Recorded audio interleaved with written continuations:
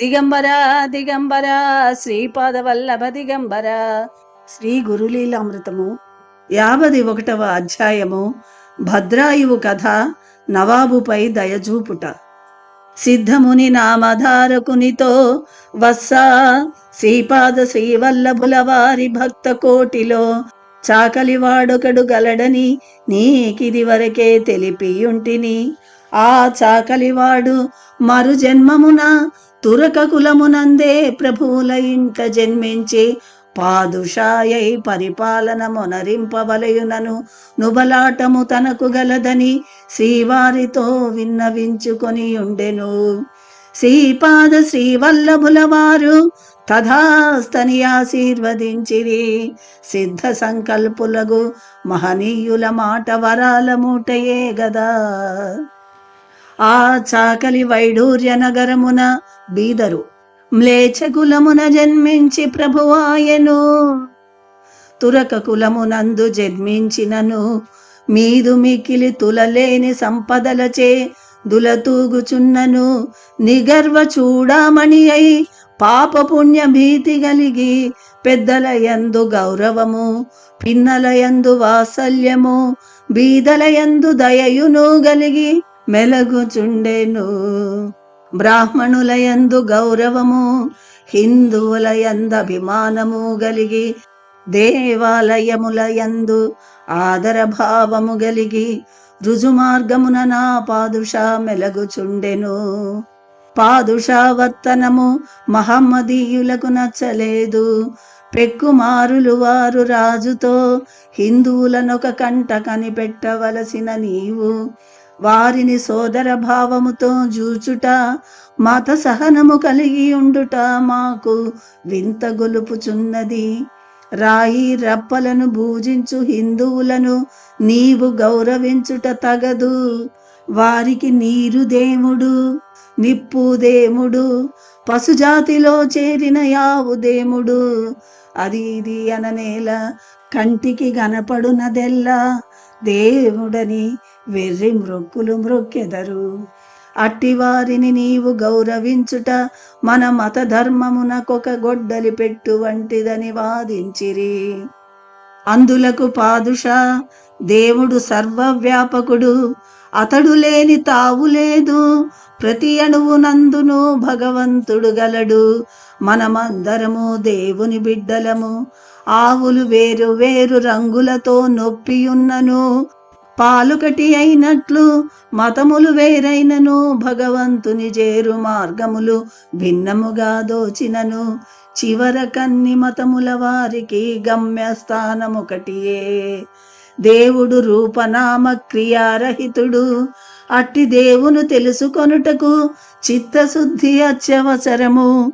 చిత్తశుద్ధి లభించిన నాడు లక్ష్యము కుదురును. లక్ష్యము సిద్ధించిన దేవుని దర్శనమగును. లక్ష్యము కుదురునందాక హిందువులు దేవునకొక రూపమును కల్పించి పేరు పెట్టి ధ్యానము సలుపుదురు. లక్ష్యము సిద్ధించిన వారు విగ్రహారాధనములను విసర్జించెదరు. కావున మీరు హిందువులను ద్వేషించుట మాని వారిని సాదరముగా జూచుచు మత సహనము నలవరచికొనుమని హితోపదేశమునరించెను. ఇట్లు పాదుషా దేవ బ్రాహ్మణ భక్తి కలిగి మహమ్మదీయ సామ్రాజ్యమును పరిపాలించుచుండ నాతని తొడపైనొక కురుపు లేచినది. అది ఒక వ్రణమైనది. ఎన్ని చికిత్సలు నరించినను నా వ్రణ బాధ తగ్గలేదు. చివరకది దుస్సహమాయెను. పాదుషా భరింపరాని వేదనతో తనకా వ్రణము పోవుటకు తగిన ఔషధమును తెలుపుడని ఎల్లవారిని గోరుచుండెను.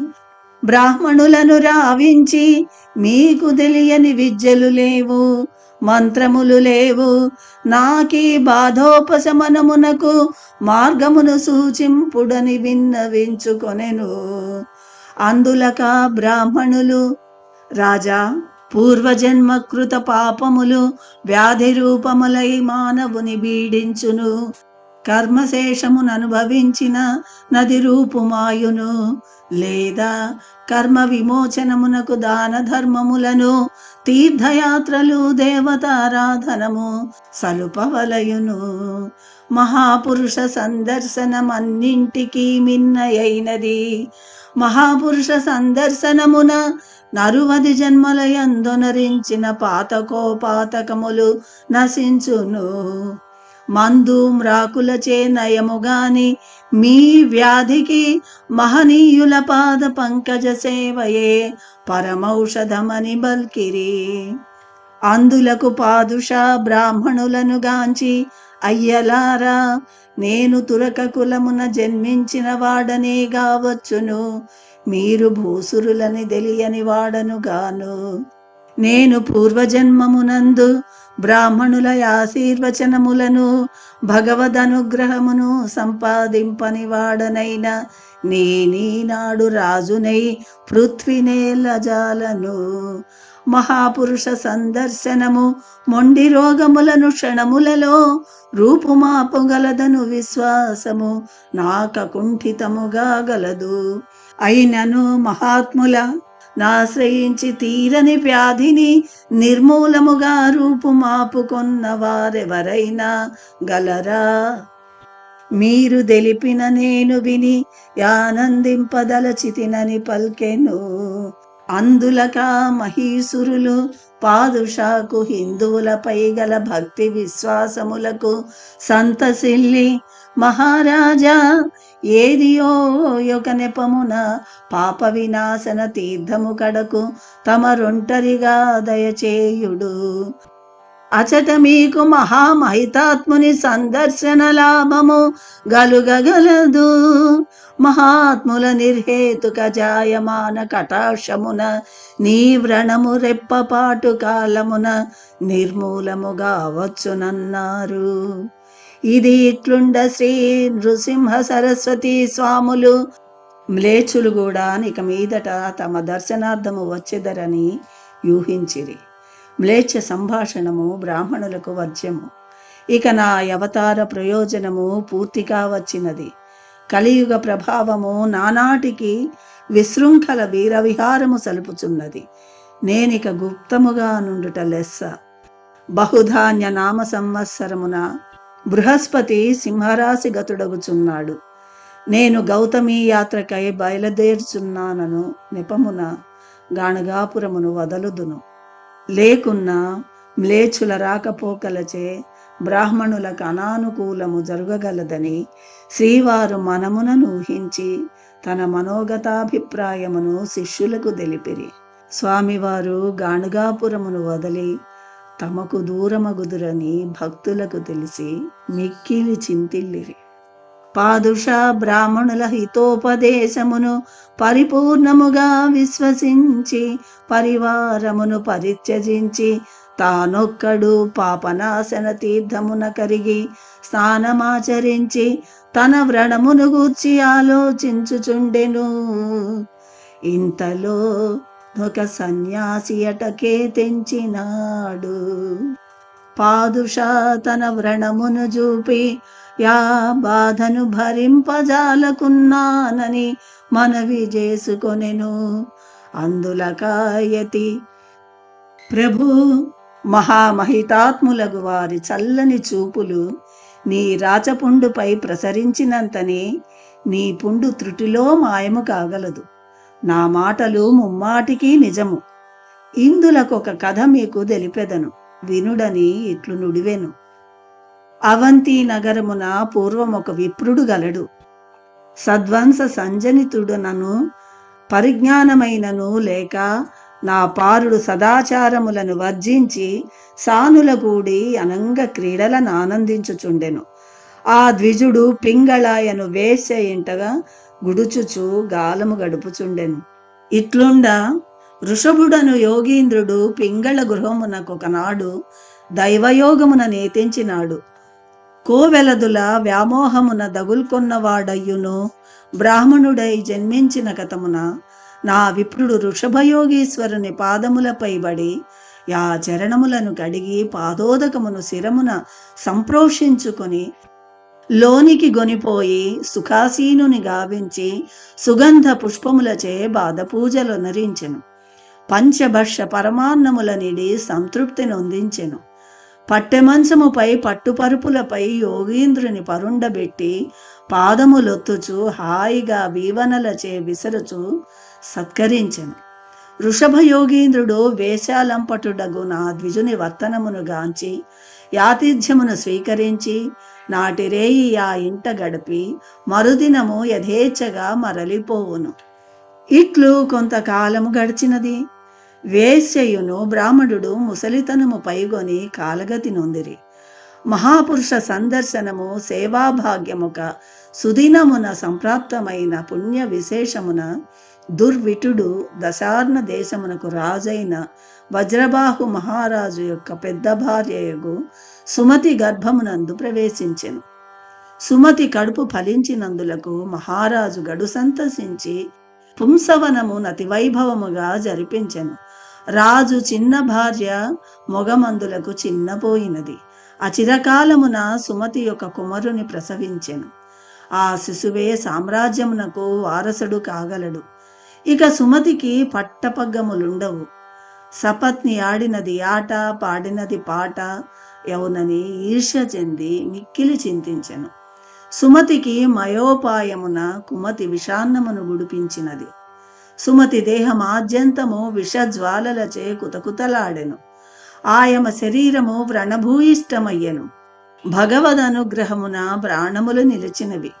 నవమాసములు గడచెను. సుమతికి పుత్రోదయమైనది.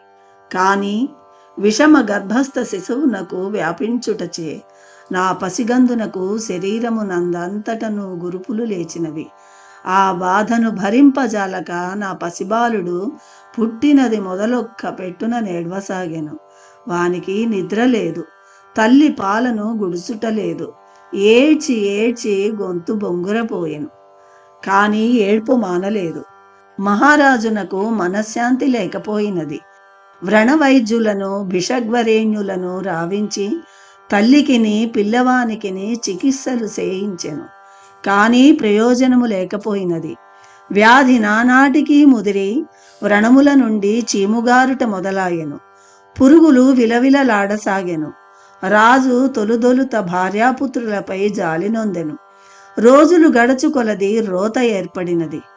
తాజేయునదేమియునూ లేక వీరి దుస్థితిని గాంచి భరింపజాలక తొలి జన్మమున వీరలెంత పాపాత్ములో లేకున్నా నింతటి దుర్భర వ్యాధికి గురియగుదురాయని ఎంచి వీరు ప్రాసాదమున నున్నచో చీదరాయని నిర్ణయించుకొన్నాడు.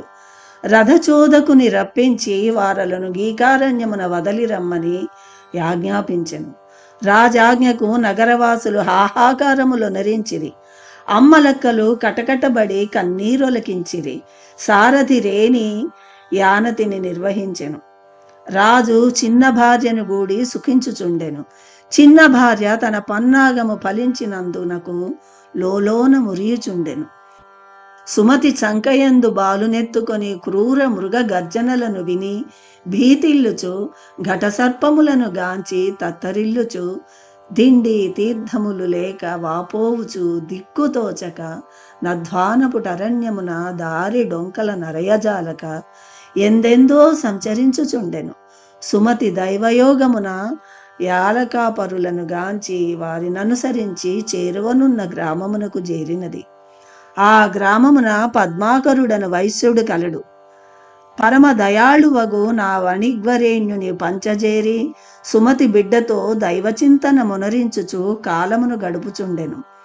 పద్మాకరుడు సహితము నిపుణులగు వైద్యులను రావించి వారల వ్రణములకు చికిత్సలు నరించెను. లాభము లేకపోయినది. ఆ బాలుడు వ్రణబాధకు తాళజాలక తుదకు మృతి నొందెను. సుమతి చచ్చిపడియున్న కుమారుని గాంచి పెద్ద పెట్టున విలపించినది. శోక సముద్రమున మునిగిపోయెను. కంటికి మంటికి ఏకధారగా విలపించెను. వైశ్య చూడామణియును నాతని భార్యయును ఇరుగింటి పొరుగింటి వారెల్లరూ వచ్చి సుమతిని ఓదార్చిరి. ఎవరి మాటలు నాయమ్మ చెవికెక్కలేదు. అయ్యో పుత్రరత్నమా, భర్తకు దూరమైతిని, రాజసుఖములను వదులుకొంటిని, అడవుల పాలైతిని. తుదకు నిన్ను గన్నులారా గాంచి సంతసించు భాగ్యమునకైనను నోచుకొననైతినే. నేనెంతటి పాపిష్టిదాననో, ఎంతటి దురదృష్టవంతురాలినో అని రోదన మొనరింపసాగెను. అట్టి తరుణమున వృషభయోగీంద్రుడు సుమతికడ కేతించి చచ్చి పడియున్న బాలకుని గాంచి పూర్వజన్మమునందు పింగళాయను వేశ్యతో పాటు తనను భూజించిన వానిగా తెలుసుకొనెను. పద్మాకరుడు వచ్చిన మహనీయునకు అర్ఘ్యపాద్యాది సత్క్రియలను సక్రమముగా సలిపెను. వృషభ మహర్షి పద్మాకరునితో నేమియూ తెలియని వాని వలె, ఈ యమ ఎవరు? ఈ చనిపోయిన బాలకుడి ఈమెకేమి గావలయును? ఈ బాలకుని ఏ కారణముగా గతించెనని ప్రశ్నించెను. వైశ్య శిఖామణి యోగి పుంగవున కాయమ వృత్తాంతము నామపూర్వకముగా వివరించినాడు. వృషభ యోగీంద్రుడు సుమతి దరికేగి, అమ్మాయి, నీ కన్నీటి ధారలు మున్నీటికి కాల్వలై ప్రవహించుచున్నవి. కానీ లాభమేమున్నది? చావు పుట్టుకలు మన వశమైనవి గావు. చచ్చునదెవరు? పుట్టునదెవరు? చావు పుట్టుకల ఆత్మకు లేవు. ఆత్మ కంటి కగుపడునది కాదు. ఇక దేహము పంచభూతములతో గూడి కర్మ గతిననుసరించి తోలుబొమ్మల వలె నాటలాడుచు కర్మము దీరిన వెనుక కాలగతి నొందును. 1000 ఏండ్లు జీవించినను తుదకొక నాడు చావవలసినదే. చావు అనివార్యము. కావున పండితులు చావునకై విలపించరు. నీకును ఈ బాలకునకును రుణానుబంధము తీరినది. దాటిపోయినాడు. పూర్వజన్మమున నీవెవతవో, ఈ బాలకుడెవరో, ముందు జన్మమున మీరెవరికెవరు ఏమవుదురో. కావున అజ్ఞానమును వదులుము, దుఃఖమును మానుము, ఊరడిల్లుమని బోధించెను. సుమతి వృషభయోగీంద్రుని పాదములపై పడి ప్రణమిల్లి, యోగి పుంగవా, నేను మహారాణినై రమణీయ రాజ్యభోగములను అనుభవించుచు నా సూర్యం పశ్చనై రమ్య హర్మ్యముల బంగారు తూగుటియలల సుఖములను అనుభవించుచుంటిని. అలనాడు సంతసించి విర్రవీగలేదు. భర్త అనురాగమునకు దూరమైతిని, అడవుల పాలైతిని, విధికి విధేయురాలనైనను సంకోచము నొందనైతిని. నా ముద్దుల కుమారుని మోముగాంచుచు నేనేదో దలబోయుచు ఊహలల్లి కొనుచు కాలముక రీతి గడుపుచుండి విధిచే వంచింపబడితిని. నేను నా కుమారునితో బాటు మరణించిన విధి నన్నేమి చేయగలదని పలికెను. పిచ్చి తల్లి, ఆత్మహత్య యొనరించుకొనిన విధి విధానమును తప్పించుకొనగలవా? ఇది ఏమి వెర్రి అని నవ్వి భస్మమును అభిమంత్రించి బాలుని నొసట కొంచెము నలది నాలుకపై కొంచెము వైచెను. నిద్రపోయి లేచిన వాని వలె బాలుడు తల్లివంక జూచెను. బాలుని శరీరము బంగారు కాంతుల నీనుచు నిర్మలమై దోచెను. వ్రణములు లేవు, వాని మచ్చలు సహితమూ లేవు. అంత నా యోగీంద్రుడు కించుక భస్మమును సుమతిపై జల్లెను. ఆయమను పట్టి పీడించుచున్న విషబాధ నిర్మూలముగా దొలగిపోయెను. ఆమె శరీరమునకొక క్రొత్త కాంతి ఆవరించెను. యోగీశ్వరుడు సుమతిని బాలుని ఆశీర్వదించి బాలునకు భద్రాయువు అను నామధేయమొసగెను. సుమతి ఆనందమున కవధులు లేవాయెను. చూచువారలకు మిక్కిలి చోద్యమాయెను. యోగీంద్రుడు భద్రాయువును చెంతజేర్చుకొని, ఈ బాలకుడు సద్గుణ సంపన్నుడై యశోవంతుడై చిరకాలము రాజ్యమేలగలడని ఆశీర్వదించినాడు. వృషభయోగీశ్వరుని అనుగ్రహమున భద్రాయువు భూమండలమునకంతటికి నేకఛత్రాధిపత్యమును వహించి పెద్ద కాలము రాజ్యమేలెను. కావునను రాజేంద్ర, సర్వరోగములను నివారింప గడు సమర్థవంతమైనది సాధు సత్పురుషుల చల్లని చూపులు అని సన్యాసి తెలుప పాదుషా యతిరాజునకు నమస్కరించి, స్వామి, అట్టి మహాత్ములు ఎందుగలరు? మీరు నాయందు దయయుంచి తెలిపిన సత్వరమే వెళ్ళి వారి పాదములపై వ్రాలుదునని విన్నవించుకొనెను. యతిరాజు పాదుషాపై జాలి నొంది, భూపాలక, ఈ భూవలయమునందలి ప్రజలను తరింప గంధర్వ నగరమున భీమా నదీ తీరమున దత్తాత్రేయ స్వామి, నృసింహ సరస్వతీ స్వామి అయి వెలసియున్నారు. ఆ మహాత్ముని పాదధూళిని శిరమున దాల్చిన నీ రోగము నిర్మూలమగుటయేగాక నీ కచ్చెంత శుభములవ్వారిగా దామంత తామే తరలివచ్చునని దృఢముగా బల్కెను. అమృతోపానమానములగు యతి చంద్రుని పలుకులకు పాదుషాయుల్లము పల్లవించెను. సంతోష పారవస్యమున వ్రణబాధయుపశమించుచున్నదాయన్నట్లొక అనుభూతి కలిగినది. ఏమైనను శ్రీ నరసింహ సరస్వతి దర్శనము చేసుకొని తీరవలయునని పాదుషా నిశ్చయించుకొన్నాడు. శ్రీవారిని రాజసౌధమునకు రప్పించి పూజించుటకై కాబోలు చతురంగ బల సమేతముగా రాచరికపు ఠీవితో గంధర్వ నగరమునకు బాదుషా బయలుదేరి వెడలెను.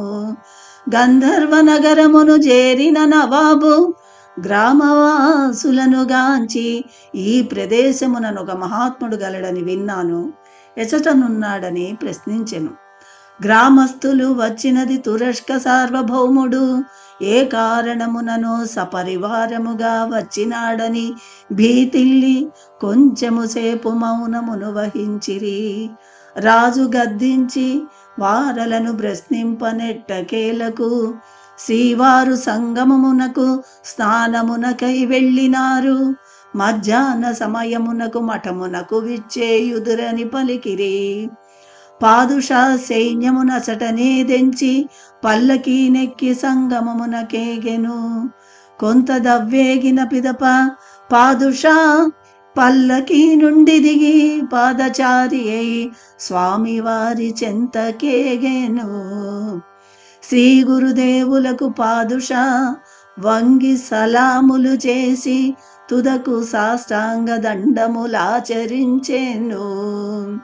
నృసింహ సరస్వతి స్వామి యాతని వంక చూచి, ఏమిరా చాకలి, ఎన్నాళ్లకు గానిపించితివి? తురక కులమున బుట్టి రాచరికమేలవలయునన్న కోరిక నీకు తీరినదా అని ప్రశ్నించిరి. పాదుషాకు పూర్వజన్మ స్మృతి మెదడులో మెరుపుతీగ వలె స్ఫురించినది. వెనుకటి జన్మ వృత్తాంతము కన్నులకు గట్టినట్లయినది. బహుకాల సమావేశము వలన కలిగిన పరమాదరముచే బాదుషా ఆనంద భాష్మములను సంతత ధారగా వదలుచు ప్రభూ ప్రభూ అని గద్గద స్వరమున బలుక నాతని యొడలెల్లా పులకరించెను. పిదప పాదుషా, ప్రభు రాజ్య భోగములను ఆశించి మీ పాదసేవకు దూరమైతిని. మీ పాదములను సేవించునాడు శాంతి సౌఖ్యములు నా మనసున పొంగి పొరలుచుండెను. ఈ రాజ్య భోగములయందు సుఖము లేదు, శాంతి లేదు, రక్తి లేదు, ముక్తి లేదు. స్వామి తెలియక కోరినదేదో కోరి తిని, అనుభవింపదలచినదేదో అనుభవించి తిని. మీ పాదముల కడ చీకు చింత లేకుండా హాయిగా కాలము బుచ్చుట కన్నా వేరొండు కోరిక నాకు లేదు. నా యజ్ఞానమును దొలగించి మోహమును దుడిచి నన్ను కృతార్థునిగా చేయుడని వారి పాదములపై వ్రాలెను. ఓరి, నీ కోరిక నేనేనాడు కాదంటిని, అట్లేయగుగాక అని పూర్వ పరిచయమును పురస్కరించుకొని మందహాసమునరించిరి. పాదుషా, స్వామి, నా తొడపైనున్న వ్రణమొకటి నన్ను కృంగదీయుచున్నది. నాకా బాధను తొలగింపుమని ప్రార్థింప. ఓరి, వేళాకోలముల నాడుచుంటివా అని స్వామివారు నవ్విరి. స్వామి, దేవరవారితో నబద్ధముల నాడుటయా? ఇదిగో చూడుడని పాదుషా తన తొడపై గల వ్రణమును శ్రీవారికి చూపనెంచెను. పుండు లేదు, బెండు లేదు. పాదుషా ఆశ్చర్యచకితుడాయెను. స్వామివారిని దేవుడనవలయున దేవుడే స్వామివారిగా తనకు దర్శనమొసగినని ఎగిరి గంతులు వేయవలయునా అని పాదుషా యొకెంచుకసేపు విస్మయమొందెను. తుదకు పాదుషా శ్రీవారి వంక భక్తి పురస్సరముగా జూచి, దీనబంధు, మీ అనుగ్రహమున రాజునైతిని, రాజ్యమేలితిని, గజాంతైశ్వర్యమును పొంది తిని, పుత్రులను పౌత్రులను గూడి ఆనందించి తిని, భార్యలతో సుఖముగా గాలమును గడిపి తిని, ఈ దీనునకు మీరు ప్రసాదించిన సంపదను మీరొక పరిజూడ నేను కడు వేడుకనొందుచున్నాడని ప్రార్థించెను. అందులకు శ్రీవారు, ఓరి, నీవు తురక కులమునకు చెందినవాడవు.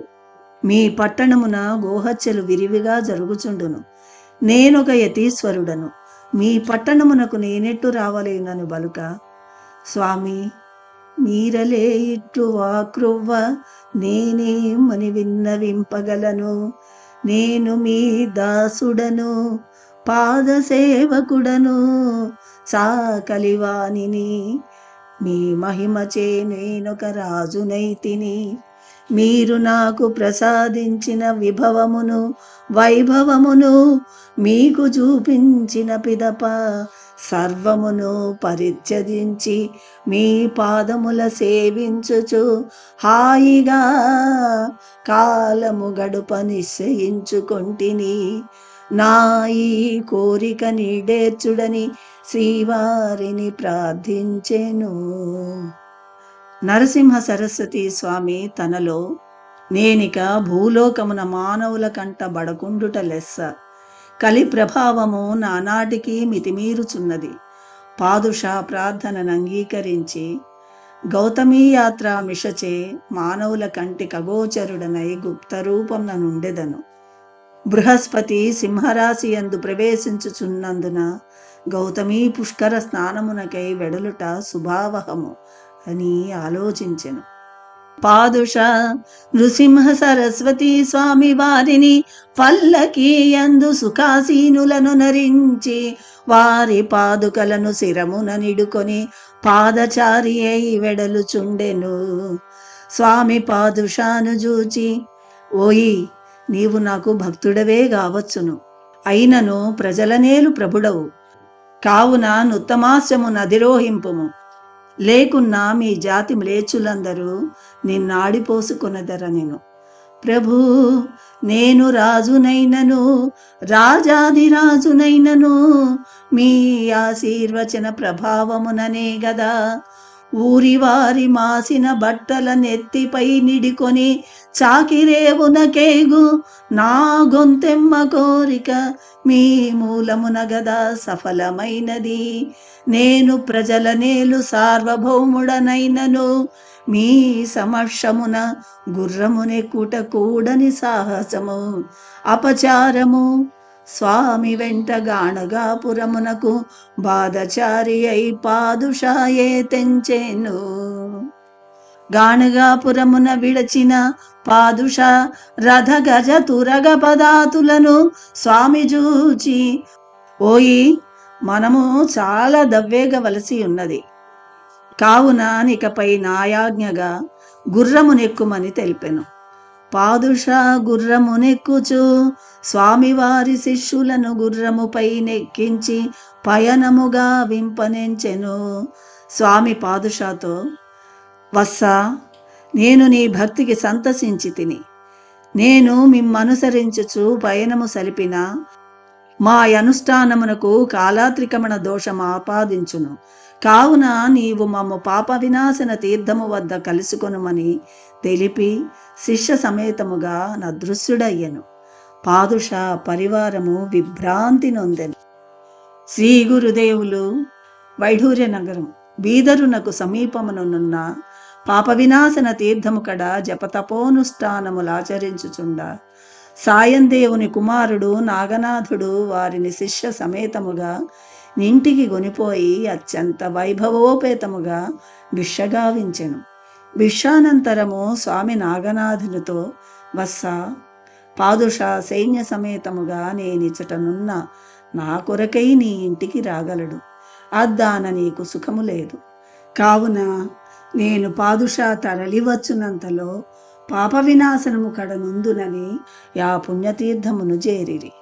పాదుష తనలో, ఔరా, నృసింహ సరస్వతి స్వామి శిష్య సమేతముగా నదృశ్యమగుట యొక్క అబ్బురముగాదా మహనీయులు చేయజాలనిదేమున్నది నా పుణ్యము మంచిదగుటచే నేను వారి దివ్య చరణములను సందర్శనమునరించుకొనగలిగి తిని పుణ్యమును మూటగట్టుకొంటిని 44 క్రోసుల దూరమును శ్రీవారు చిటుక వేయునంతలో చేరియుందురు నన్ననుగ్రహింపవారచట నుండగలమని సెలవిచ్చిరని వేవేగ జవనాశ్వములపై పయనము సలిపి సాయం సమయమునకు శ్రీవారిని సందర్శించెను గురుదేవుల ఆశీర్వచనములనందుకొనెను నరసింహ సరస్వతి స్వామి వారిని వైడూర్య నగరమునకు వేంచేయుడని పాదుషా పరిపరి విధముల ప్రార్థించెను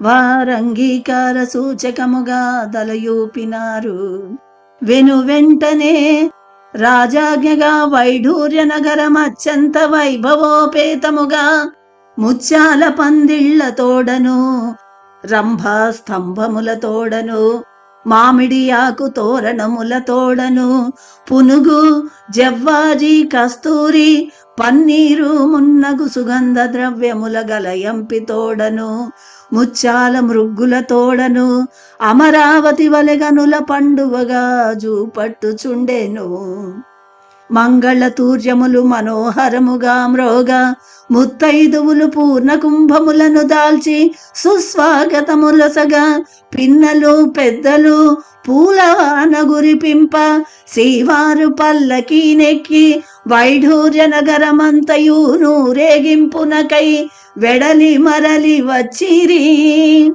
హిందూ వనితలు శ్రీవారికి మంగళ నీరాజనములొసగిరి పాటలు పాడిరి మహాపర్వదినమని ఎంచి సంతసమునొందిరి మ్లేచులు సంకటమునొందిరి పాదుషా మత సహనమునకు హిందువులు మోదమందిరి అతడు బీదల కన్న వస్త్రముల సంగి సంతృప్తి నొందించెను పల్లకి రాజమందిరమును సమీపించినది శ్రీవారు పల్లకి నుండి దిగి రాజమందిరమును ప్రవేశించుటకై పట్టు వస్త్రములు రత్న కంబళులు పరచబడి ఉండెను స్వామి పల్లకి నుండి దిగి రాజమందిరమును ప్రవేశించెను వారు కూర్చొనుటకు పాదుష రత్న సింహాసనమునేర్పాటు చేసినాడు నవరత్న ఖచిత దివ్య సింహాసనాసీనులకు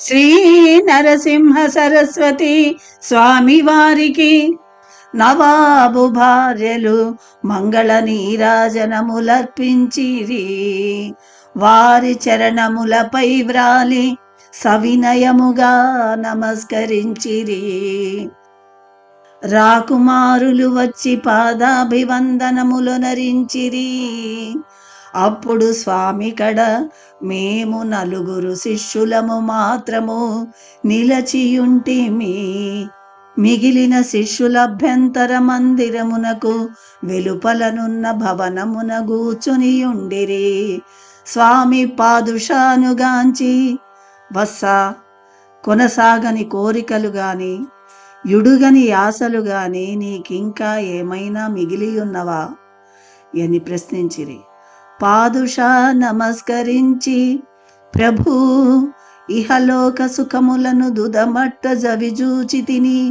చాలు చాలు ఇకపై మీ పదసేవా భాగ్యమున జన్మమును చరితార్థకమునరించుకొనవలయునను కోరిక మాత్రమే గలదని విన్నవించుకొనెను శ్రీవారందులకు ఓయి నీ జ్యేష్ఠపుత్రునకు యువరాజ్య పట్టాభిషేకమునరించి శ్రీశైలమును చేరుము నీవు గురుకృపకు పాత్రుడవగుదువని సెలవుసంగిరి శ్రీవారు రాజమందిరముననున్న వారల నమస్కృతులు అందుకొనుచు దీవించుచు వెలుపలి కరుదించిరి గురుదేవులు శిష్యులను గలుసుకొని నాయనలారా నేనిటనున్న నన్ని జాతుల వారును అన్ని మతముల వారును నా కడకే తెంతురు కలియుగ ప్రభావమున నా దరి చేరిన వారెల్లరును గురగాని కోరికల నీడేర్ప నన్ను యాచింతురు. నేనిక శ్రీశైల యాత్రకే వెడలుచు భావి కాలమున నురుల కంటి కగుపడకుండా గుప్త రూపముగా నుండెదను. అయినను నేను గాణుగాపురమును వీడువాడను కాను. నన్ను మనసారా ధ్యానించు వారల మనోభీష్టములను దప్పక నీడేర్చెదను.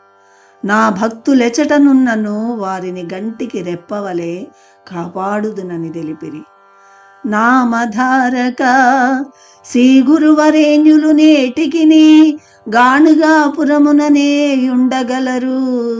గురు చరిత్ర ఎనబడుని గురులీలామృతమును పారాయణమునరించు వారిని సర్వదా సర్వదా రక్షించుచుందురు. ఇది సత్యము. అవధూత చింతన శ్రీ గురుదేవ దత్త. 51వ అధ్యాయము సంపూర్ణము.